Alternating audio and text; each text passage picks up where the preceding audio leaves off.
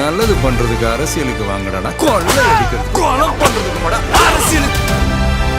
சமூக வலைத்தளத்தில் பார்த்தீங்கன்னா சார், இப்போ வந்து தொடர்ந்து ஊர்வலத்தில் பாலியல் வன்கொடுமைன்னு வருது. அதுக்கப்புறம் பார்த்தீங்கன்னா அங்கே விஜய் தொகுதியில் வந்து சட்ட ஒழுங்கு சீர்கேடாக இருக்குது, மது கஞ்சா வந்து அடிச்சுட்டு கார் கண்ணாடியை உடைக்கிறாங்க, இந்த மாதிரி வருதுல்ல, மின்சாரம் கட் பண்ணுறாங்க. இது வந்து திமுகவில் உள்ளவங்க தான் பின்னாடி இருந்து வேலை செய்கிறாங்கன்னு சமூக வலைத்தளம் நிறைய பேர் போகிறாங்க. அது எந்த அளவுக்கு உண்மையாக இருக்கும்? அது தகுதி இல்லாதனால தான் உங்களை வெளியில் அனுப்பிட்டாங்க. நீங்கள் எதுக்கு இப்போ புலம்பிக்கிட்டு உட்காந்துருக்கீங்க? ஏதோ அடுத்தாப்புல நம்ம தான் வருவோம். நீங்கள் காணாம கூட காணாது, இன்னொரு தடவை நிச்சயமாக நீங்கள் 2 பேருமே வரமாட்டீங்க.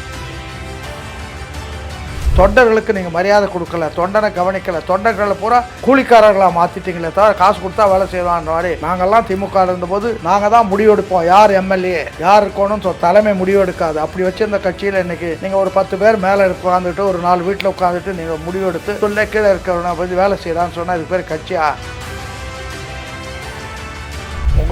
நீங்கள் வந்து எப்படி லஞ்சத்தை பற்றி, ஊழலை பற்றி, நாட்டினுடைய நிர்வாகத்தை பற்றி உங்களுக்கு முதல்ல ஒரு குழந்தை கண்ணுக்கு தெரிஞ்சு உலகம் அறிந்த ஒரு குழந்தை ஸ்ரீமதி, அதை வந்து அந்த நியாயத்தை சொல்கிற யோகியதை உங்களுக்கு கிடையாத?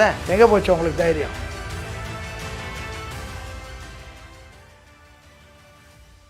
செய்தி மலர் நேயர்களுக்கு வணக்கம். இன்று நம்முடன் இருக்கும் சிறப்பு விருந்தினர் திருச்சி சவுந்தரராஜன் அவர்கள். வணக்கம் சார். வணக்கம் சார். தாவேக ஆட்சி பொறுப்பேற்று நிறைய விமர்சனங்களை சந்திக்கிறாங்க. கட்சி ஆரம்பித்தாலும் விமர்சனம், வெற்றி பெற்றாலும் விமர்சனம். எப்படி பார்க்குறீங்க இதை? அவர் பிறந்ததுலேருந்தே விமர்சனம் தான். ஆமாம். அது என்ன பண்ணுறது, அவர் பொறாமை அவங்கள வந்து போட்டு முதல்ல அவர் கட்சி ஆரம்பிக்கிற போது விட்டாங்களா? பிரச்சாரம் பண்ண விட்டாங்களா? அமைப்பு அமைக்கிறதுக்கு விட்டாங்களா? ஒன்றும் இல்லை. பழியை சுமத்துறதுக்காக கரூரை தயார் பண்ணி அங்கே ஒரு பழியை சுமத்துனாங்க. அதுவும் காற்றோடு போயிடுச்சு. அந்த பழியும் எங்கே போயிடுச்சுன்னு தெரியல. அதே மாதிரி அவங்க அதாவது 2 இயக்கங்கள், ஒன்று அதிமுக ஒன்று திமுக, 2 பேருக்கும் பொழப்பு போச்சதுனால அந்த பொறாமையில் ஏதோ அள்ளி விட்டுக்கிட்டே தான் இருப்பாங்க. ஒன்று கொஞ்சம் காலத்துக்கு அள்ளி விட்டு அனாவசியமாக வீணாக போயிடுவாங்களே தவிர இவங்க அள்ளி விடுறதில் மக்கள் நம்ப மாட்டாங்க. சொல்கிறதுக்கும் யோகியம் சொன்னால் நம்புவாங்க. நீங்களே அயோக்கியர்கள் நீங்கள் சொல்லி அவன் நம்ப போகிறான், அவனு தான் நம்ப மாட்டான். ஒன்றும் பெரிய பிரச்சனை கிடையாது. ஓகே. இது ஆட்சிக்கு வந்ததுக்கப்புறம் பார்த்தீங்கன்னா அமைச்சர்கள் பட்டியல் வெளியிடும் போது சரி, அதுலேருந்து இத்தனை சிறுபான்மையினருக்கு இத்தனை கொடுத்துருக்காங்க, ஏன் அறநிலையத்துறைக்கு எதுக்கு அந்த இடத்துல கொடுக்கணும், இந்த விமர்சனத்தை எப்படி பாருங்க? அமைச்சர்லேருந்து அது இது சராசரி அரசியல் அறிவு உள்ளவனுக்கு தெரியும். இது வந்து முதலமைச்சருடைய டிஸ்கிரிஷன்.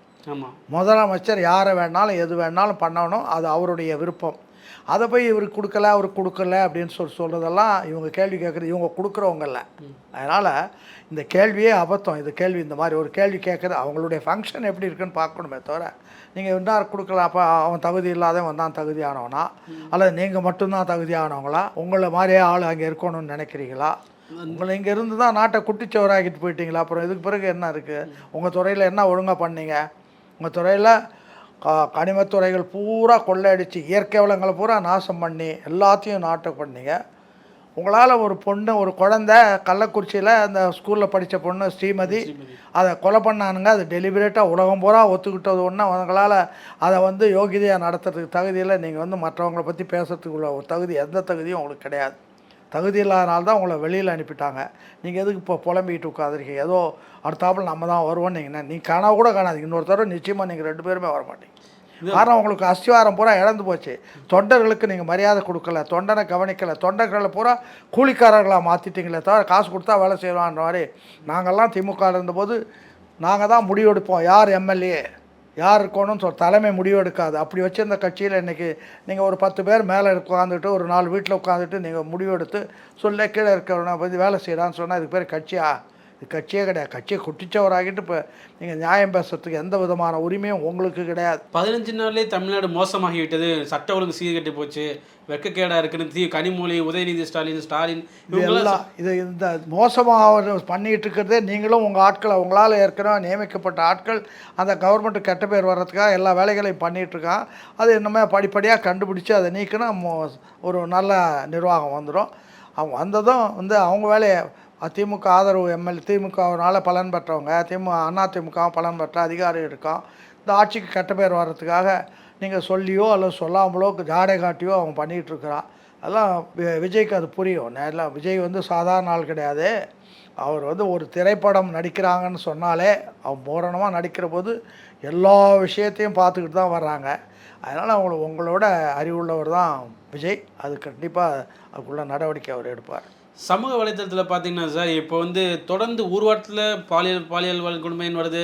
அதுக்கப்புறம் பார்த்தீங்கன்னா அங்கே விஜய் தொகுதியில் வந்து சட்ட ஒழுங்கு சீர்கேடாக இருக்குது.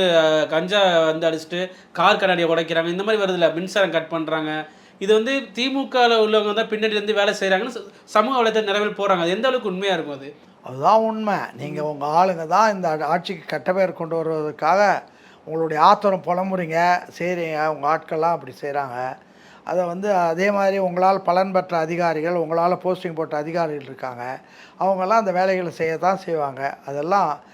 இதெல்லாம் கண்டுபிடிச்சி நீக்கி நேரத்துக்கு ஒரு குறிப்பிட்ட டைம் வந்தோன்னா ஒரு துறையாக க்ளீன் பண்ணி ஒழுங்கு பண்ணிவிடுவாங்க. அதில் ஒன்றும் தப்பு கிடையாது. இன்னொன்று சார், இப்போ விஜய் என்னதான் நடவடிக்கை எடுத்தாலும், இப்போது நல்லா சரியாக கொண்டு போன அரசாங்கத்தை நினச்சாலும், அதிகாரிகள் ஊழல் இல்லாமல் ஆக்கினாலும், திமுகக்கும் அதிமுகக்குன்னு வேலை செய்கிறவங்க உள்ள எப்படி இருந்தாலும் கருப்பு ஆடுகள் ஒன்று இருக்கும். அப்படிங்கும்போது அவங்களால வரக்கூடிய பிரச்சனைகளை விஜய் எப்படி சமாளிக்க போகிறாரு? அது அவருடைய அது வந்து ஒரு நிர்வாகத்தில் தலைமையில் இருக்கிறவங்களுக்கு அதை எப்படி சமாளிக்கிறதுன்னு தெரியும், யாரை போட்டு என்ன சமாளிக்கிறதுன்னு தெரியும். நிச்சயமாக அந்த வேலையை அவர் செய்வார். அதனால் எப்படி செய்வாருன்றது கிடையாது. எப்படி பண்ணாலும் தவறு எங்கே யார் பண்ணுறாங்க என்னன்றது ஒரு இன்னைக்கு தெரியாமல் இருக்கா, நாளைக்கு தெரிஞ்சு போயிடும். அது இயற்கையான தவறாக கூட இருக்கலாம், அல்லது வந்து இவங்க செயற்கையாக அவங்க பண்ணுறதாகவும் இருக்கலாம், இயற்கையும் செயற்கையும் சேர்ந்ததாகவும் கூட இருக்கலாம். அதனால் இதெல்லாம் அவருக்கு இதுக்கு ஒரு டைம் இருக்குது. 6 மாதம் டைம் தர்றேன்னு சொல்லிட்டு 6 நாள்லேயே கேள்வி கேட்டுக்கிட்டு இருந்தால் அவங்களெல்லாம் என்ன சொல்கிறது? நான் இன்னும் இருக்குது, நம்ம வந்து இந்த தாவேக்கா ஆட்சியை வந்து ரீல்ஸ் ஆட்சிலாம் ஸ்டாலின் விமர்சனம் பண்ணார். நம்ம ரீல்ஸ் ஆட்சியாகவே இருக்காங்க, ரியலில் அவங்க வரல, இன்னமும் ரீல்ஸ் எடுத்துகிட்டு தான் இருக்காங்கன்ற ஒரு விமர்சனம் வருது. அது எப்படி பார்க்குறீங்க? உங்கள் ஆட்சிக்கு பேர் என்ன? உங்கள் ஆட்சிக்கு பேர் அதுவே ரியல் ஆட்சி. உங்கள் ஆட்சியில் நான் சொல்கிறேன், உங்கள் ஆட்சியில் ஊழல் உங்கள் ஆட்சியில் தான் வளர்ந்தது. லஞ்சம் உங்கள் ஆட்சியில் தான் வளர்ந்தது. விதை போட்டதே அவங்க தானே. உங்கள் ஆட்சியில் தான் சாராயத்தை கொண்டு வந்தீங்க. அதுக்கு முன்னாடி சாராயமே கிடையாது. இன்னும் சாராயத்துக்கு அண்ணா அண்ணா வந்து சட்டமன்ற முதலமைச்சர் ஆனதும் கருத்திருமன் கேட்குறாரு, மது விலக்கல் உங்கள் கொள்கை என்னன்னு அண்ணா தெளிவாக சொல்கிறாரு. இந்த அரசாங்கம் பிச்சை எடுத்து நடத்துகின்ற நிலைமை வந்தாலும் மது விலக்கை நான் ரத்து செய்ய மாட்டேன், அதனுடைய கொடுமை எனக்கு தெரியும், குடும்பங்கள் சிதைந்து போகும்னாரு. அவர் செத்தார். அவரை புதைச்ச போதே அவர் கொள்கைகளும் சேர்த்து புதைச்சிட்டு நீங்கள் உங்களுக்குன்னு பல கொள்கைகளை வகுத்துக்கிட்டு கொள்ளையடிக்கிறதுக்கு ஆரம்பிச்சிங்க. அதனால் வந்தது தானே இது. அதே மாதிரி இயற்கை வளங்கள் கூட என்ன ஆகுது? இயற்கை வளங்கள் கனிம வளங்கள்லாம் கொள்ளை சகாயம் எவ்வளோ கஷ்டப்பட்டு அங்கே மதுரையில் சொன்னார். அதெல்லாம் உடனே அவரை மாற்றினீங்களே தவறை திருத்திக்கோ இல்லையே. தவறுகள் ஒரு பக்கம் இருக்கும், அதை பற்றியெல்லாம் பேச மாட்டீங்க. பாக்கி என்னமோ யோகியர்கள் மாதிரி நீங்கள் பேசுவீங்களே தவிர தவறுகள் அதுக்கு என்ன யார் காரணம்? யாராச்சும் நான் வந்து அண்ணா சொன்னார், ஒரு குடும்பத்தினுடைய பெரிய அளவு தான் நாடு. குடும்பத்தினுடைய தலைவன் எப்படி இருக்கானோ அதுக்கு கரஸ்பாண்டிங்காக வந்து முதலமைச்சர் நிர்வாகம் இருக்கணும். நீ வந்து அதெல்லாம் விட்டுட்ட, கல்வி கொடுக்கல, ஒன்றும் கொடுக்கல, அதெல்லாம் வியாபாரமாக தள்ளி விட்டு நீ சாராய கடைகளை திறந்து வச்சுருக்கேன்னு தான் நீ தான் குடும்ப தலைவனா இருக்கிறதுக்கு தகுதி? தலைவனா? அண்ணாவினுடைய கணக்குப்படி நீங்கள் தலைவராக இருப்பதற்கு தகுதியற்றவர்கள். அதுதான் உண்மை. இன்னொரு விஜய் மீது வைக்கக்கூடிய விமர்சனம் என்னன்னா, எதுக்கும் வாய் திறக்க மாட்டாரு அப்படின்றாரு. ட்விட்டரில் மட்டும் அவர் பதிவை போட்டு போயிறாரு, வாய் திறக்க மாட்டாருன்னு விமர்சனம் வருதுல்ல.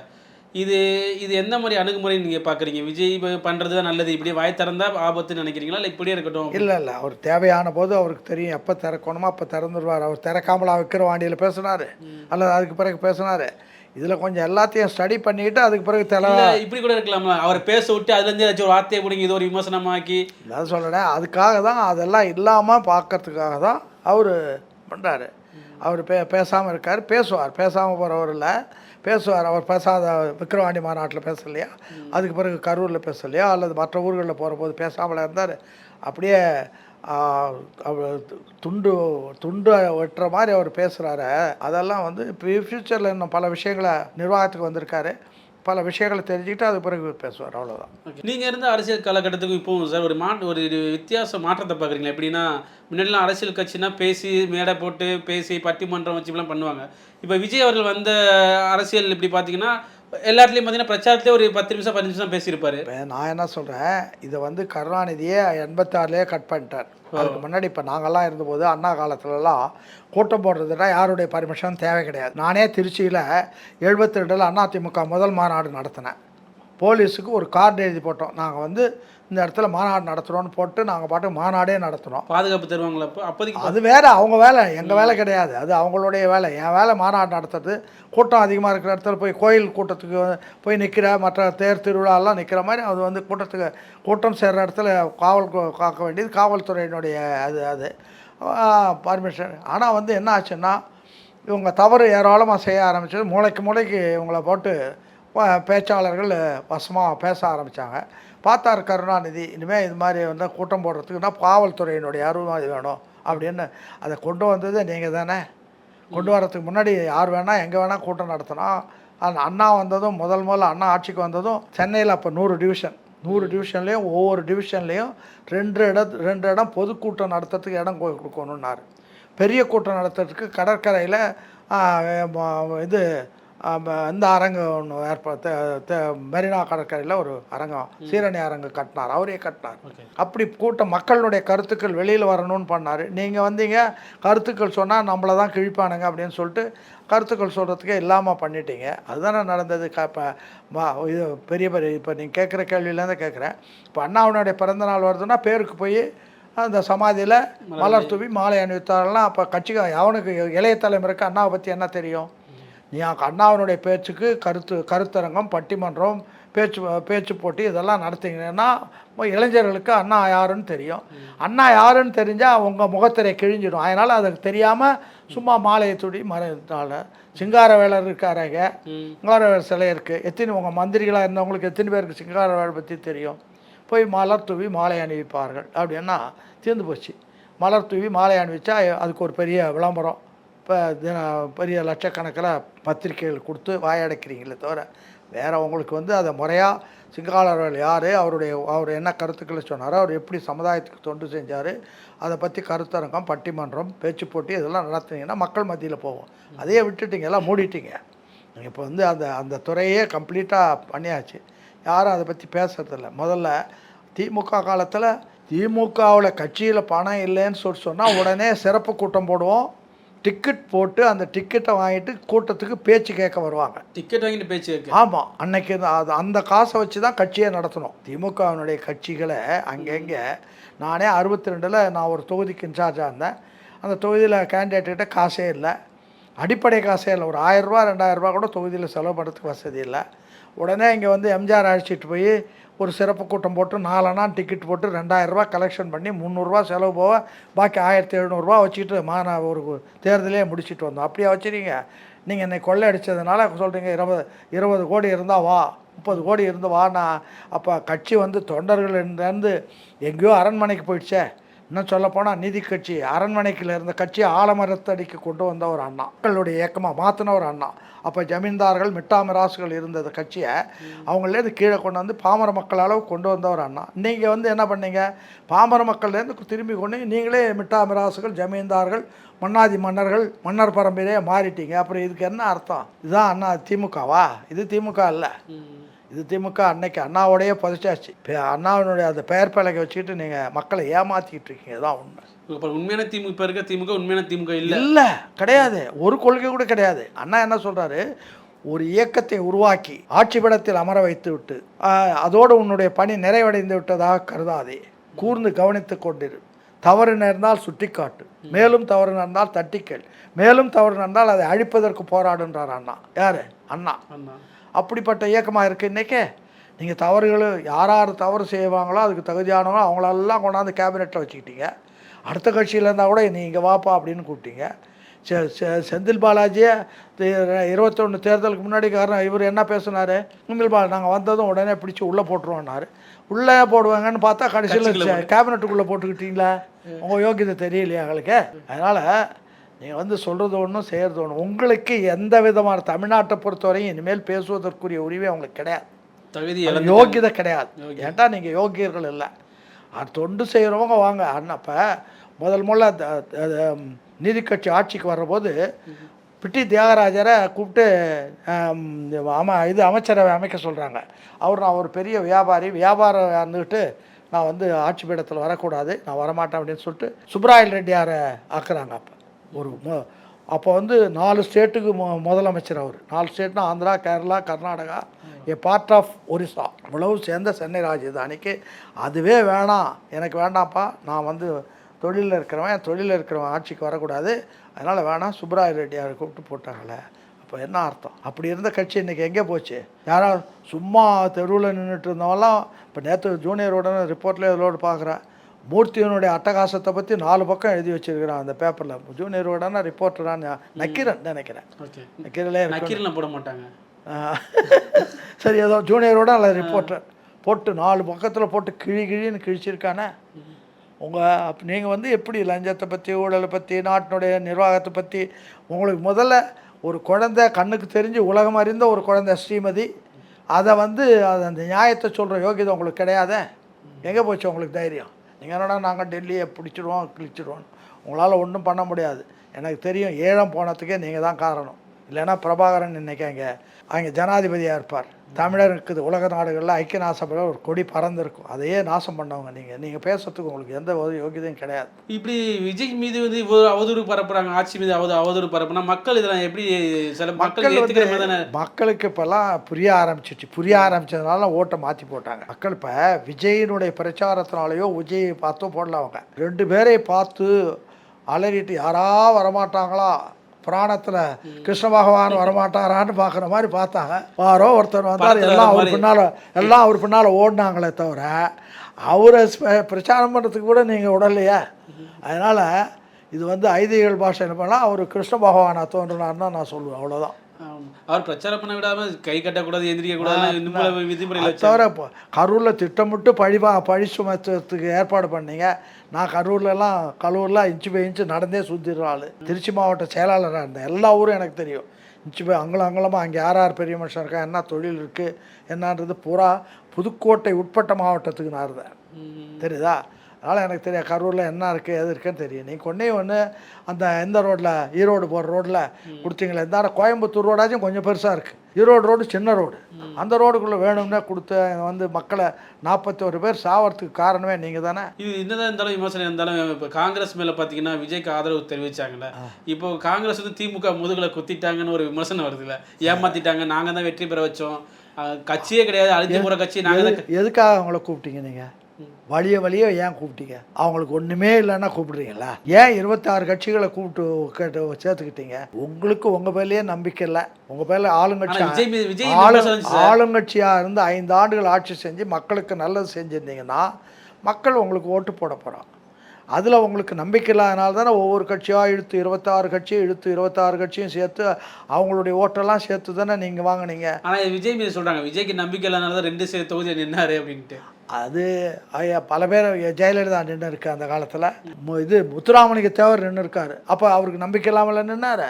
அதெல்லாம் நிற்கிறதுன்றது வந்து உங்கள் யோகிதை. நீங்கள் அயோக்கியர்கள், நீங்கள் இப்போ எப்படியா பழி தீர்த்துருவீங்கன்றதுக்காக, எப்படியும் உங்களை கெட் ஓவர் பண்ணணுன்றதுக்காக அவர் நின்னார். அவ்வளோதான விஷயம், வேறு ஒன்றும் கிடையாது. ஓகே, அதான் இப்போ உதயநிதி கூட சொல்லியிருக்க எந்த காலத்திலும் காங்கிரஸை நம்பாதீங்க, கிட்ட சேர்க்க மாட்டேன்னு சொல்லியிருக்காங்க. இவங்களே தீண்டத்தவளாக. இப்போ அண்ணா வந்து என்ன சொன்னார், பணக்காரன் தருகின்ற பணம் குஷ்டரோகிக்கை வெண்ணெய்க்கு சமம்னார். யார்? எம்ஜிஆரே 66 திமுக மாநாட்டில், அந்த மாநாட்டில் சொல்கிறார் நான் ஒரு கணிசமாக பணம் தரேன்றாரு. அண்ணா அதெல்லாம் உன் பணம்லாம் வேணாம், நீ பிரச்சாரம் மாத்திரம் பண்ணு அப்படின்ட்டார். கட்சிக்காரனாக இருக்கிற எம்ஜிஆருடைய பணமே வேணான்னு சொன்னவர், அது ஒன்று. 2வது, சாதாரணமாக ஒரு சைக்கிள் ரிக்ஷா ஓட்டுனர் ஒரு தோழர் வெங்கலம் மணின்னு, அவர் 67 அண்ணா எம்எல்ஏ ஆக்குனார். அதை மாதிரிலாம் இப்போ 20 எவ்வளோ பணம் 20 கோடி இருக்கா, வா இல்லைன்னா போ அப்படின்னு சொன்னால் என்ன அர்த்தம்? பணம். அதனால் நீங்கள் வந்து இன்றைக்கி வந்து ஜனநாயகத்தை பூரா கொலை பண்ணிவிட்டு நாசம் பண்ணிவிட்டு நீங்கள் வந்து ஜனநாயகமே எங்கே ஜனநாயகத்தை இப்போயாச்சும் நான் பாராட்டுறேன். விஜய் என்னத்துக்காக பாராட்டுறேன்னா, சாதாரண ஆட்களெல்லாம் பணம் இல்லாமலே வர்ற அளவுக்கு நிலைமைகளை உருவாக்குனார் இல்லையா, பணம் கொடுத்தவங்களாம் தெருவில் நிற்கிறான் இல்லையா, இதுக்காக அவரை நான் பாராட்டுறேன். நீங்கள் பாராட்டுறீங்களா சார்? இப்போ இன்னொரு என்ன கேள்வினா, இப்போ விஜயோட செயல் திட்டங்கள் நடவடிக்கைகள்லாம் பார்க்குறீங்களா, பாராட்டுக்குரியது இது மாதிரி நடந்திருக்கு நான் பார்த்தேன் அப்படின்னா இதெல்லாம் பாராட்டலாம், என்னென்ன இதுக்கு சொல்லுவீங்க? முதல்ல உங்களை ஒழிச்சாரு, அதுக்காக பாராட்டலாம். தெரியுதா? ஒரு தீய சக்தியை ஒழிச்சுக்கிட்டாருல்ல, 2 பேரை ஏகாலத்தில் அடித்து தள்ளிட்டாருல்ல, அதுக்காகவே பாராட்டலாம். இன்னும் கொஞ்சம் நாள் போனால் எதுக்கு பாராட்டலான்னு சொல்லலாம். இந்த அம்மா உணவு திட்டம், அப்புறம் அந்த திட்டங்கள் அதுதான் நல்லா பண்ணணும்னு சொல்லியிருக்காங்க. காவல்துறைகளுக்கு வந்து அவர் இன்னொரு கேள்வி கேட்க நினைச்சு சார், நீங்கள் இவ்வளோ அரசியல் பார்த்துருப்பீங்க, இதுக்கு முன்னாடி சிஎம்லாம் 10 மணிக்கு வந்துட்டு 6 மணிக்கு போகிற மாதிரி அங்கே ஃபுல் டைம் தலைமை செயலத்தில் இருக்கிற மாதிரி பார்த்துருக்கீங்களா? வேலை இருந்தால் இருப்பாங்க சார், இருக்க மாட்டாங்கன்னு சொல்ல. ஆனால் இவர் வந்து புதுசாக ஆட்சிக்கு வந்ததுனால எல்லாத்தையும் தெரிஞ்சுக்கிறதுக்காக நேரத்தை செலவு பண்ணி எல்லாத்தையும் பற்றி தெரிஞ்சுக்கிறதுக்காக பண்ணுறதுனால அது அவருடைய கடமையை அவர் ஒழுங்காக செய்கிறார். அவர் இப்படி செய்வார்னு யாரும் எதிர்பார்க்கல. அதிகாரிகள் 10 மணிக்கு வந்துடணும் ரூல் வேறு போட்டு அதான் இப்படி செய்வார்னு நினைக்கிறார். சினிமாவில் இருந்தவர் இப்படி ஜாலியாக எழுந்திரிச்சு போயிடுவார்னு நினச்சாங்க. அதெல்லாம் இல்லாமல் கடமையில் கண்ணாக இருக்கிறார். அதனால் அதை பாராட்டணும். அதாவது வந்து நீங்கள் செய்யாத தப்பு என்ன சொல்லுங்கள் பார்ப்போம். ஏதாவது ஒரு தப்பு செய்யாமல் இருந்திருக்கீங்களான்னு சொல்லுங்கள். அல்லது நாட்டுக்கு 17 வருஷம் மத்திய சர்க்காரில் இருந்தீங்களே, தமிழ்நாட்டுக்கு என்ன பண்ணீங்க? அட்லீஸ்ட் கச்சத்தீவையாச்சும் திருப்பி வாங்கி கொடுத்தீங்களா? இல்லையே. இப்போ எம்ஜிஆரும் இருந்திருந்தால் ஈழம் கிடைச்சிருக்கும். இல்லையே. ஈழம் போனதுக்கு நீங்கள் தானே காரணம். நம்ம நெடுமாறன் ஒரு புத்தகம் எழுதியிருக்காரு, ஈழத்தமிழர்களுக்கு கருணாநிதி செய்த துரோகம்னு ஒரு புத்தகம் இருக்குது. அதில் தெளிவாக அமிர்தலிங்கத்தில் கூட்டி வச்சு கேட்குற போது, அமிர்தலிங்கம் நீங்கள் வந்து திம்பு இதுக்கு சப்போர்ட் பண்ணி எப்படி அறிக்கை விட்டான போது, அமிர்தலிங்கத்தை கூப்பிட்டு கருணாநிதி வச்சுக்கிட்டு இது மாதிரி வந்து நேற்று வந்து இப்போ நான் செல்வாலாம் எவ்வளோ காலமாக அரசியலில் இருக்கிறோம், நேற்று வந்த பையன் பிரபாகரன் அவன் தலைமை ஆகிறதா, நம்ம அதுக்கு ஒத்து போகிறதா, அதனால் இதுக்கு வேண்டாம், அது திம்புக்கு விஜய்க்கு இது பிரபாகரனுக்கு விரோதமாக நீங்கள் கையெழுத்து போடணுன்னு கம்பல் பண்ணி வாங்கினார்னு நெடுமாறன் எழுதியிருக்கார். அந்த புத்தகத்தை வாங்கி படித்து பாருங்கள் தெரியும். ஓகே, அது ஒன்றே போதுமா சாட்சி.